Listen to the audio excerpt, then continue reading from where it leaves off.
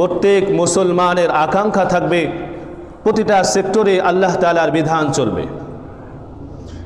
কোনো মুসলমান কেউ যদি আল্লাহ তাআলার বিধানকে বাদ দিয়ে মানব দানবের বিধানের উপর সন্তুষ্টি প্রকাশ করে, সে আর যাই কিছু হতে পারে, সে শক্তিশালী হতে পারে, যা আরও অন্য কিছু হতে পারে, মাগার মুসলমান হতে পারে না। কবি সুন্দরভাবে বলেছেন, মুসলমানি বুয়াদ গরদান নিহাদা ইনানে খুতবা দোস্ত খাজা দাদান। আল্লাহ তাআলা যত হুকুম আছে, যত বিধান আছে, সমস্ত বিধানের সামনে আমার বুঝে আসুক চাই না আসুক, সমস্ত বিধানের সামনে একজন মুসলমান মাথা নত করবে, এরপরে সে মুসলমান হবে। আর না হলে দাবি করে মুসলমান হওয়া যায় না।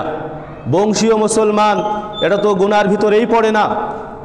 এজন্য প্রত্যেক মুসলমানের আকাঙ্ক্ষা থাকবে আল্লাহ তাআলার বিধানকে, নামাজে যেভাবে আল্লাহর বিধানের সামনে লুটিয়ে পড়ে, সমস্ত বিধানের সামনে, আইনের সামনে প্রত্যেক মুসলমান এভাবে লুটিয়ে পড়বে। আল্লাহ তাআলার যত বিধান আছে, যে সেক্টরে পালন করবে সে সেক্টরে শান্তি, নিরাপত্তা, সুশৃঙ্খলা ভরে যাবে।